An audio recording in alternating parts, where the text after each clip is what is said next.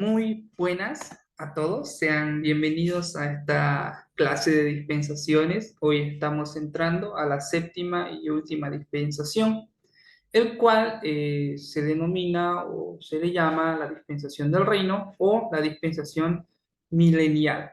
¿No? Esto se debe a que este estudio está enfocado a la última dispensación o al último tiempo de organización que la Biblia registra al final de la misma, ¿no? En el libro de Apocalipsis, mencionándonos un periodo de 1000 años, ¿no? Donde existe una relación entre Dios y el ser humano, ¿no? El Dios y el hombre.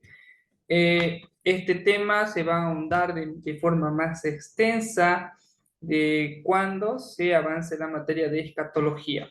Hoy vamos a solamente rascar la superficie, tratando de tocar los temas más importantes y de forma puntual. Nuevamente, para más detalles, se va a ahondar mucho mejor cuando se lleve la materia de escatología. Bien, entonces vamos a comenzar, vamos a dar una pequeña introducción.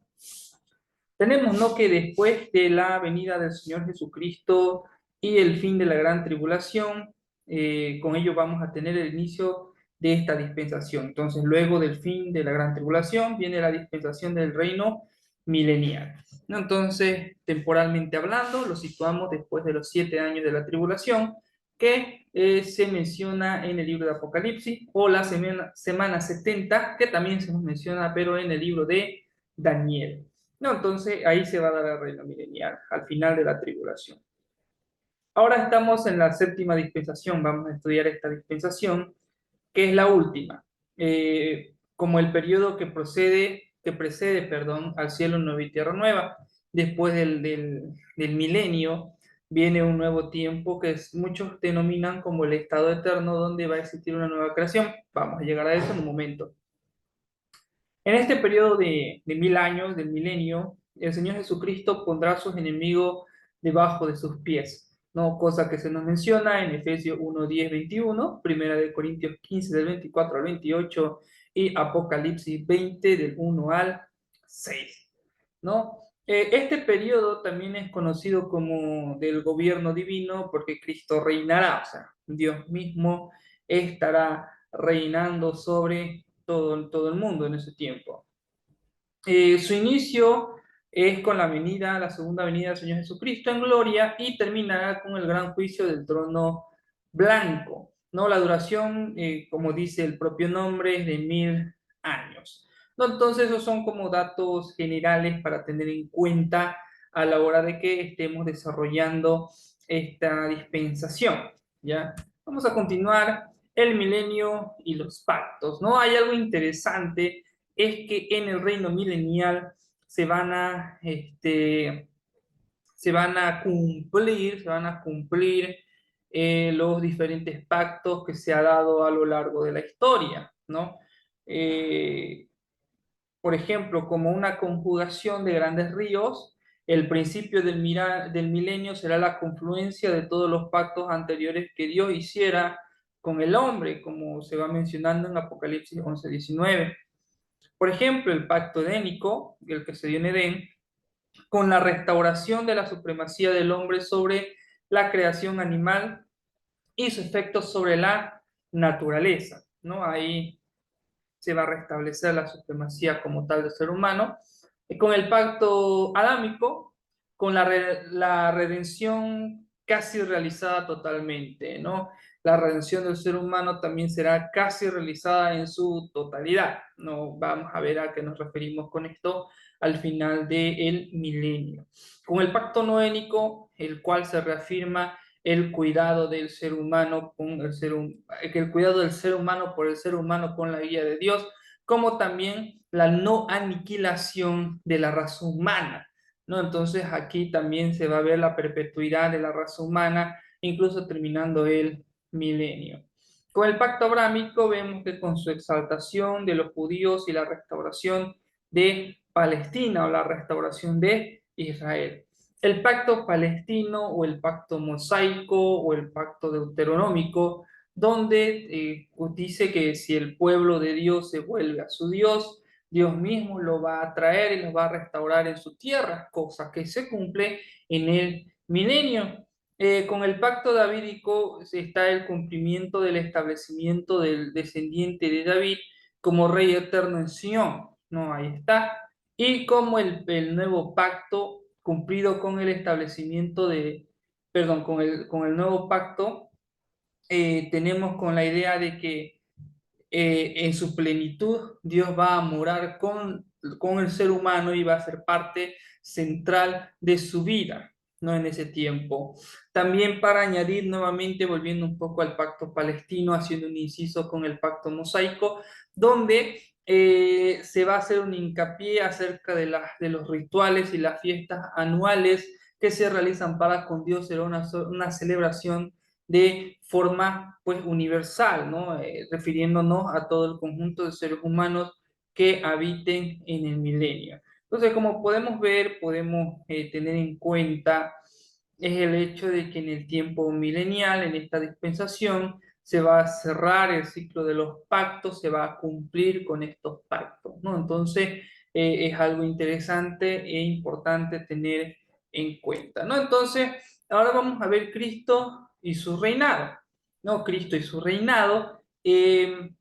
De forma general, algunos aspectos interesantes que hay que tener en cuenta es que durante el periodo del milenio, Cristo reinará en compañía de sus santos, ¿no? Son, bueno, el reinado de Cristo lo tenemos ahí en Isaías 4, del 2 al 3, Isaías 9, del 6 al 7, Jeremías 23, del 5 al 8, y también hay una mención de los santos del Señor Jesucristo en Apocalipsis 11, 15. ¿No? Durante este periodo, durante este tiempo, este reinado del Señor Jesucristo, Satanás será amarrado en el abismo, cosa que se nos menciona en Apocalipsis 20 del 1 al 3. El gobierno será perfecto en justicia, o sea que no va a ser una monarquía, no va a ser una democracia, pero sí va a ser una teocracia. Será un gobierno teocrático, ya que el reino o quien va a direccionar a la humanidad, va a direccionar a Israel,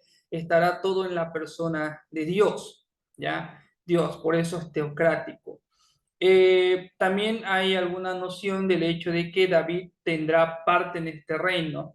Hay, por ejemplo, en Oseas 3:5, Jeremías 10:9, Ezequiel 34 al 24 o 27, Ezequiel capítulo 34 y 24 o Ezequiel capítulo 27 del 24 al 25 tenemos una idea acerca de esto, ¿no? Eh, Como un paréntesis, personalmente creo que David fungiría como un gobernador por debajo de la dirección del Rey de Reyes, ¿no? Entonces, abrimos un paréntesis dentro del paréntesis, como va a ser un, un un reino total por parte de Dios en toda la humanidad, pero como existe una distinción de parte de los judíos relacionado con los distintos pueblos que residan en ese tiempo, parece ser que va a haber algún tipo de división, no de división, sino de clasificación según los orígenes que tenga el ser humano, ya que si es israelita, pues el israelita va a heredar su tierra y el que no es israelita va a habitar en la tierra donde lo que corresponda a lo largo y ancho del mundo, dándonos a entender que va a tener que existir un liderazgo también más cercano hacia los seres humanos por parte de otro ser humano por debajo de la dirección divina o en esta teocracia. ¿No? Ese es como un paréntesis, un pensamiento personal, pero es bueno tenerlo en cuenta, en consideración. Ok, durante este periodo, durante este tiempo, habrá un solo reino que cubrirá toda la tierra. O sea que habrá una sola capital, esta va a ser Jerusalén. Los pecadores estarán en el reino, pero estarán obligados a obedecer las leyes del reino. Ahí en Isaías, capítulo 2, del 2 al 5, Salmos 2, Salmos 2, del 7 al 9, Miqueas 4, 3, Segunda de Corintios 15, del 25 al 28, Apocalipsis 20 del 1 al 10, Zacarías 14 del 16 al 21, son algunos textos que nos hablan acerca de esta cuestión. ¿no? De que si bien el ser humano va a habitar también en el milenio, van a ser seres humanos los cuales aún van a mantener este cuerpo mortal, por consiguiente van a seguir teniendo la naturaleza pecaminosa, pero para poder vivir bajo este reino, pues estarán obligados a obedecer las leyes de este reino. Esto nos da un par de cosas para que podamos entender y comprender el funcionamiento de lo que es el sistema que regirá acá. Por un lado, sabemos muy bien que los tres enemigos del cristiano son pues la carne, el mundo y el diablo, ¿no? El diablo, Satanás, en este tiempo del milenio será pues atado y encerrado en el abismo durante todo este tiempo y será liberado solo al final por un corto periodo de tiempo.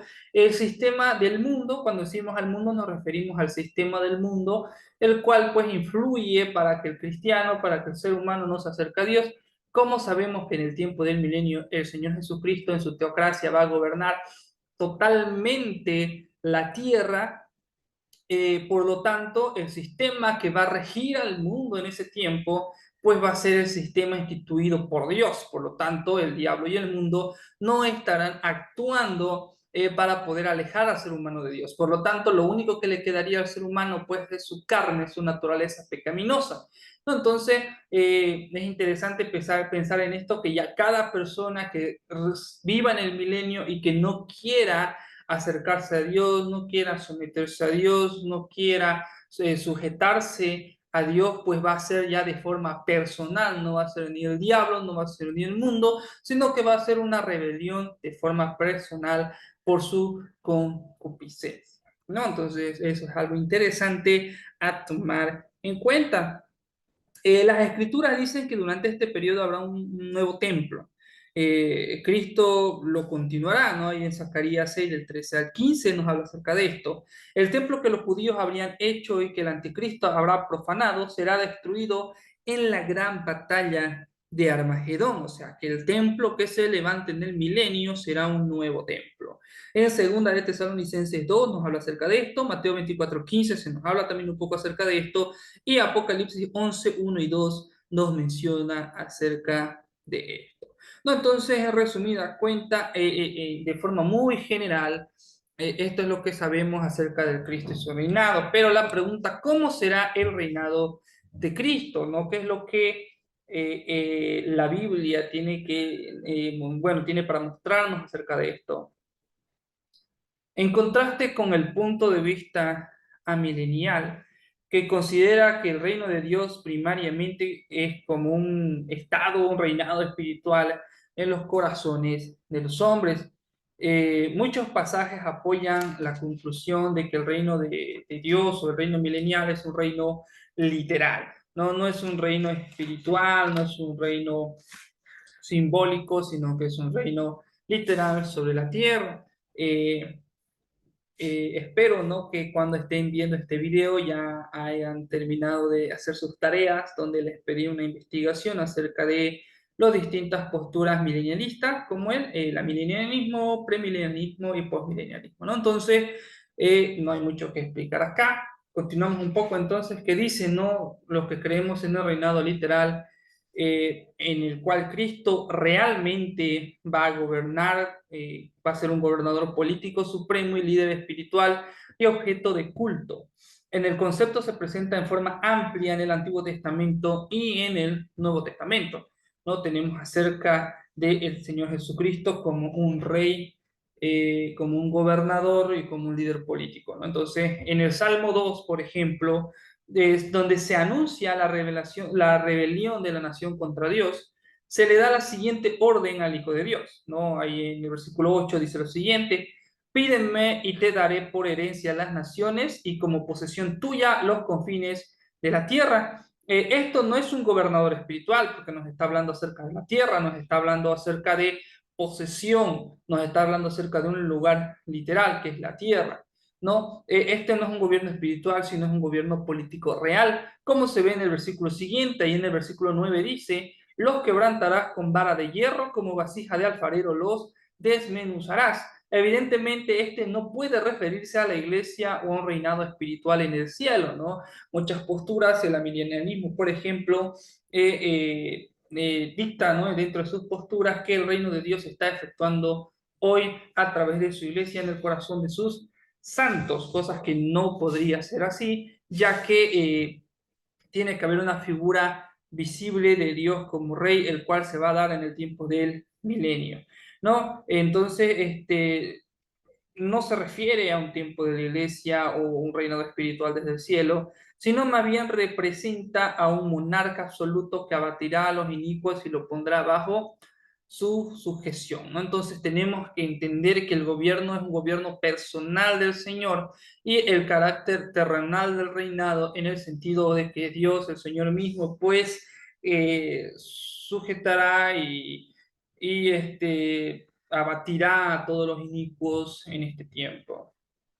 Otro pasaje importante que enfatiza el carácter terrenal del reino es Isaías 11, ¿no? Todo el capítulo de Isaías 11, donde Jesús, como descendiente de David, es presentado como que trae un justo juicio sobre la tierra y castiga a los impíos.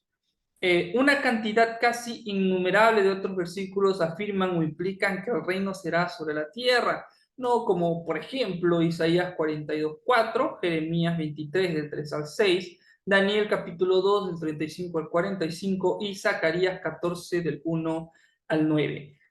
La descripción en estos pasajes del reinado de Cristo sobre la tierra en el reino milenial evidentemente no describe la edad presente ni describe el cielo, ya que es una descripción de lo que es una descripción del cumplimiento en la tierra. Entonces, cualquier cumplimiento razonable requeriría de un reinado literal sobre la tierra que está a continuación de la segunda venida de Cristo, ¿no? Entonces, el reinado del Señor Jesucristo, ¿cómo será? Será un reinado de carácter terrenal o no va a ser espiritual en los áreas celestes, si bien el Señor Dios es el soberano, el creador de todo, pero actualmente, como un pequeño paréntesis, el Señor Jesucristo actualmente está fungiendo como nuestro abogado, nuestro defensor, ¿no? Entonces, eso es interesante tener en cuenta, es el Señor, nuestro Señor, ¿no?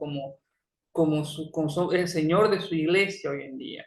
¿Ya? Entonces, eso es algo importante a tener en cuenta, ¿ok? Entonces, otro punto interesante a tomar en cuenta es qué ocurrirá con Israel en el milenio. Eh, Durante el periodo del reino milenial, Israel gozará de un lugar de privilegio y de bendición especial, gozará de una posición de privilegio. En contraste con la edad actual de la iglesia, en que los judíos y gentiles estarán en un mismo plano y tienen los mismos privilegios, el pueblo de Israel en el milenio heredará la tierra prometida y será objeto especial del favor de Dios. Será el tiempo de la reunión de Israel y su restablecimiento como nación y la renovación del reino davídico, ¿no? Entonces esto es interesante comprender, ya que actualmente Israel sí está como nación, sí está considerado como un país más, están reconocidos como los mismos, pero aún en su totalidad no han llegado a ocupar la tierra que le corresponde por decreto divino, cosa que va a ocurrir en el tiempo del milenio, ¿ya? También hay varios pasajes, muchos pasajes tratan de este asunto. En el milenio los israelitas serán reunidos y restaurados a su antigua tierra, cosa que se nos menciona ahí en Jeremías 33, capítulo 31 del 8 al 9, Ezequiel 39 del 25 al 29, Amós 9 del 11 al 15. También tenemos que los reinos divididos de Israel y Judá volverán a unirse nuevamente, volverán a ser uno. Recordemos que después del reinado o durante el reinado de Roboam, donde también aparece Jeroboam, hay una guerra civil por diferencias de opiniones en cuanto a la política del rey.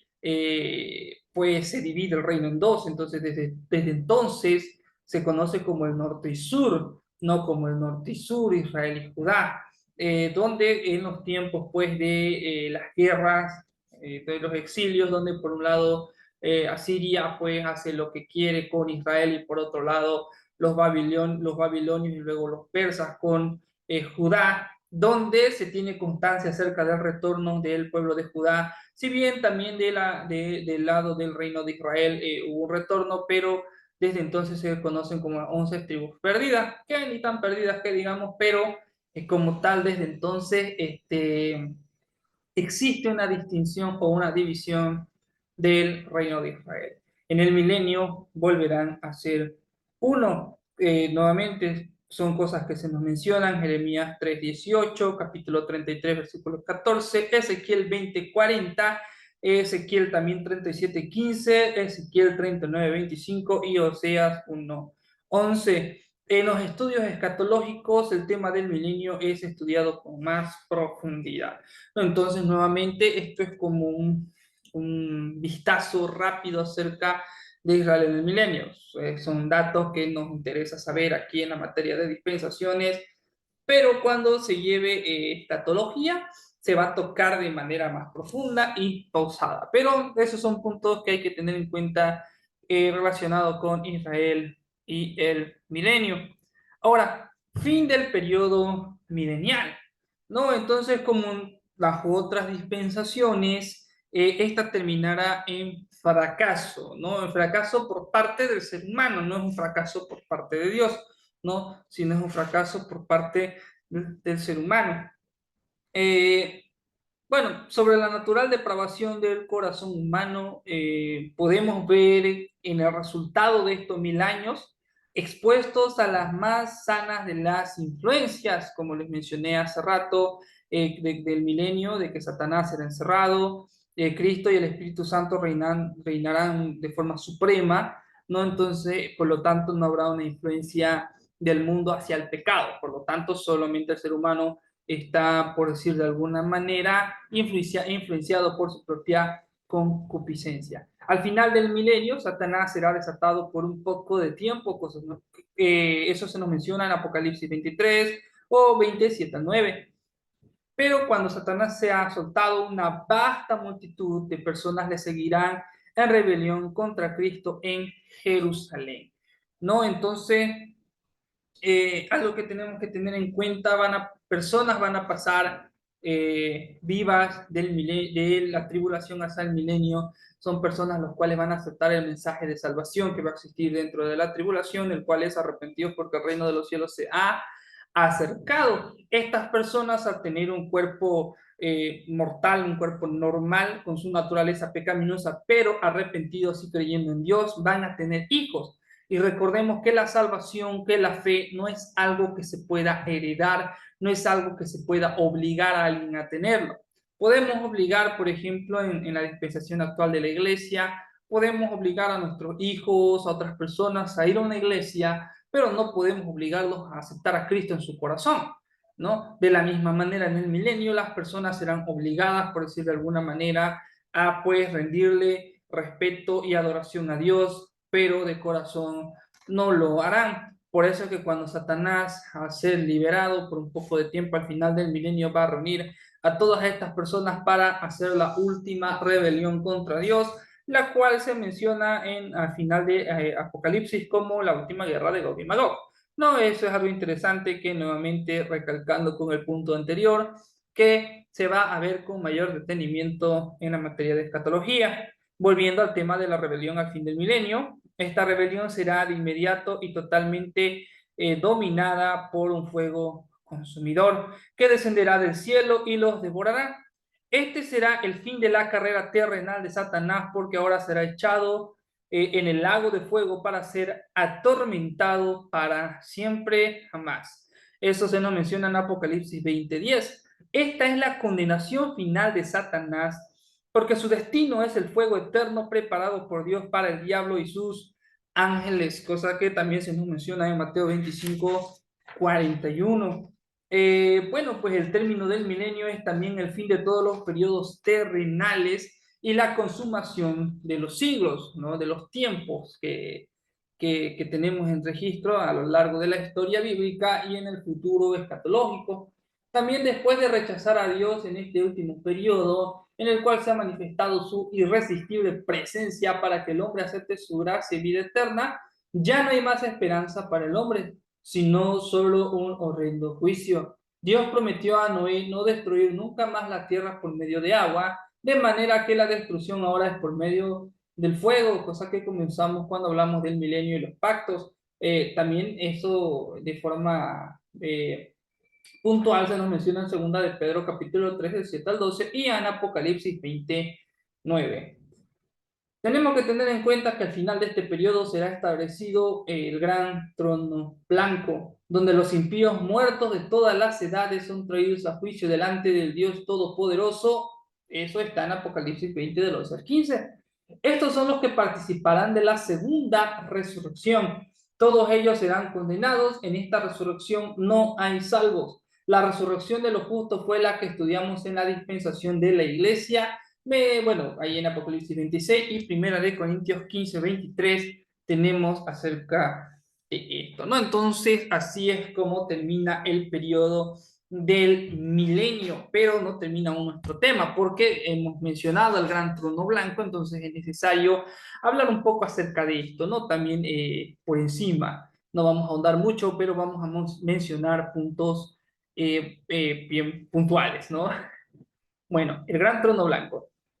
En Apocalipsis 20, del 11 al 15, como mencionamos hace un momento, tenemos una clara descripción de lo que será el juicio delante del gran trono blanco. Aquí, según la palabra, el Rey de todos, ahora es juez de todos. Ahora, Cristo comparte el trono con el Padre, cosa que vemos en Apocalipsis 3:21, Mateo 19:28, Hechos 2, capítulo 2, versículo 30, versículo 34 y versículo 35.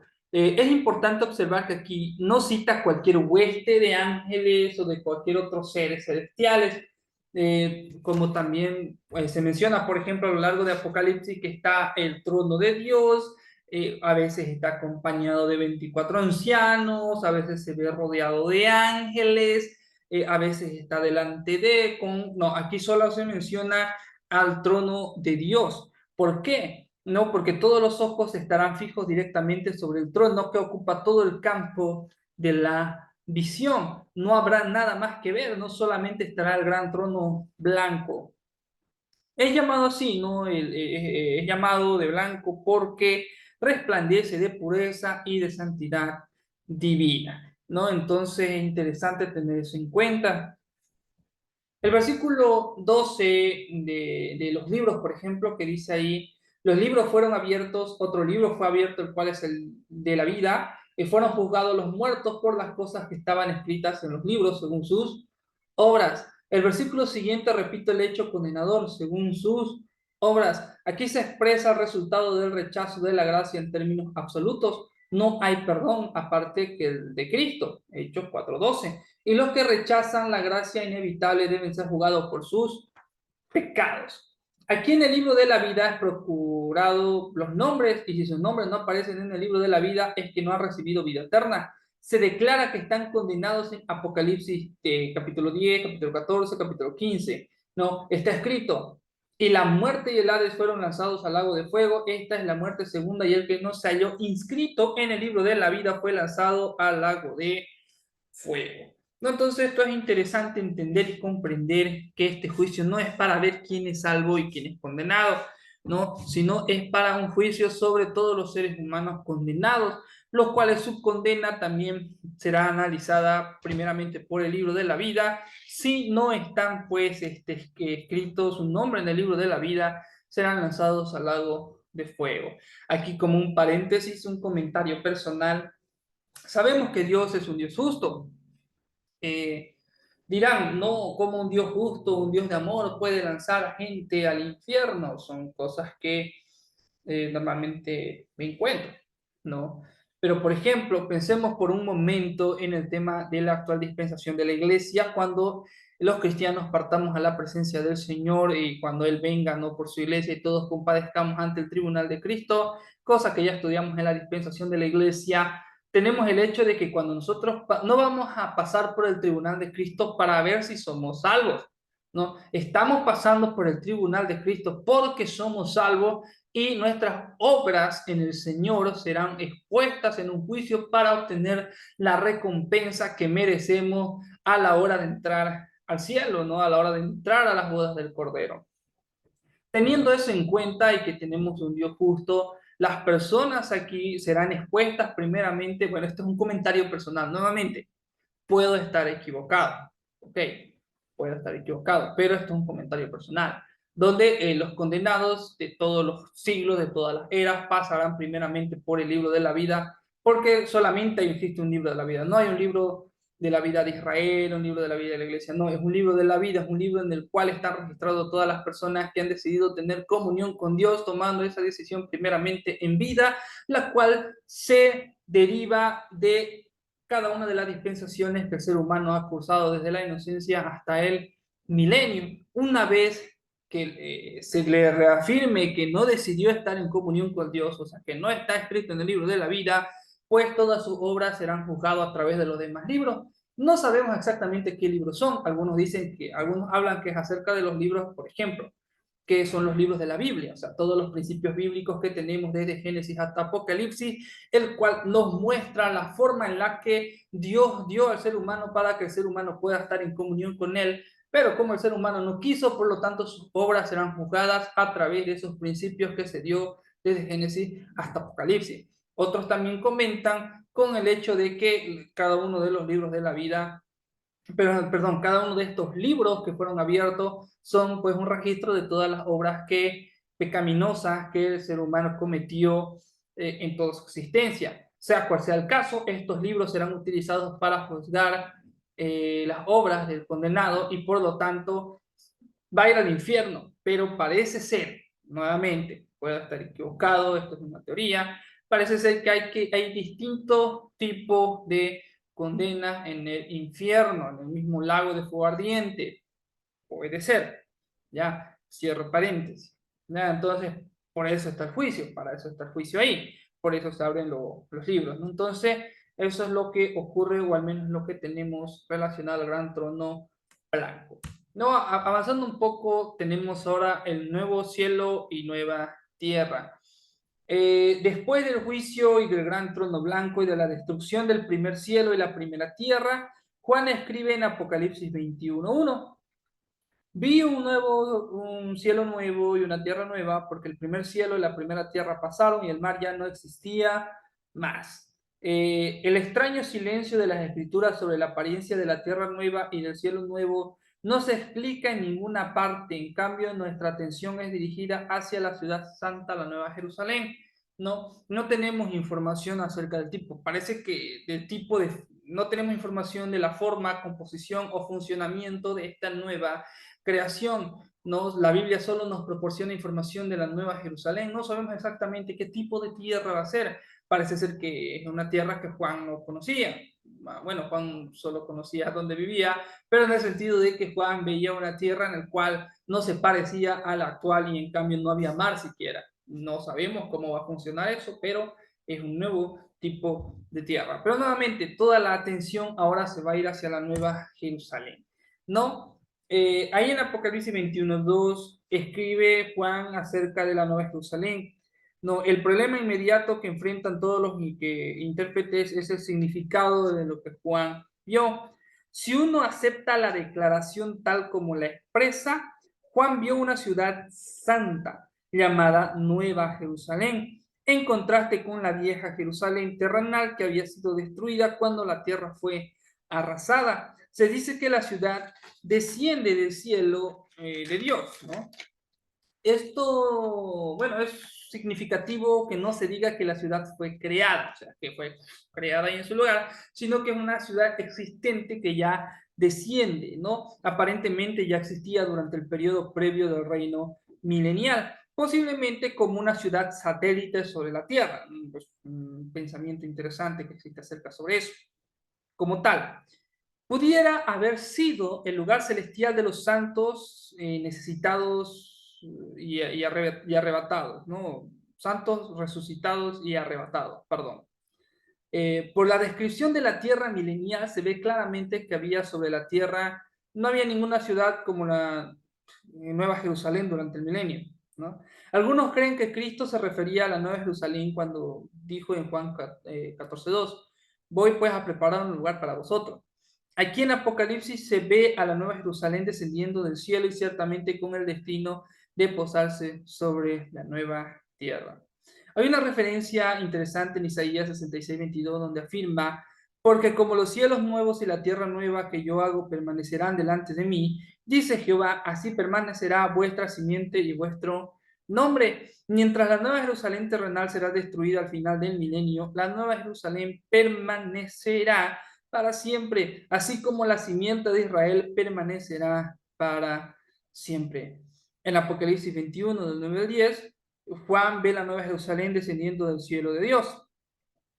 Pero sabemos que muchos podríamos comentar sobre los temas presentados en ellos, en estos sencillos apuntes que tenemos sobre dispensaciones. Más esperamos que más adelante podamos analizar cada uno de estos temas de forma más detenida. No, entonces es interesante que lo último que tenemos en cuenta es acerca de la Nueva Jerusalén, ¿no? Comentario aparte. Y gracias, bueno, por una mala interpretación acerca de la Nueva Jerusalén, la Antigua Jerusalén, una comparativa, una analogía interesante que se hace acerca de Agar y Sarai, y mucho se ha tergiversado la doctrina de la Nueva Jerusalén. Algo que me gustaría aclarar aquí es que la Nueva Jerusalén es tomada como la patria celestial, nuestra madre patria, no la cual desciende del cielo y la cual también estará en el estado eterno, en la tierra nueva, sobre la misma tierra nueva donde como la iglesia de Dios vamos a morar ahí eternamente. Muy bien, entonces este fue el tema del milenio, el trono blanco y la nueva Jerusalén. Espero que la hayan entendido, que les haya sido de bendición. Si tal vez tuvieran alguna pregunta, pueden escribirla al grupo de WhatsApp, donde también les voy a hacer llegar la tarea pues para la próxima clase. Eh, Espero que les haya sido de bendición.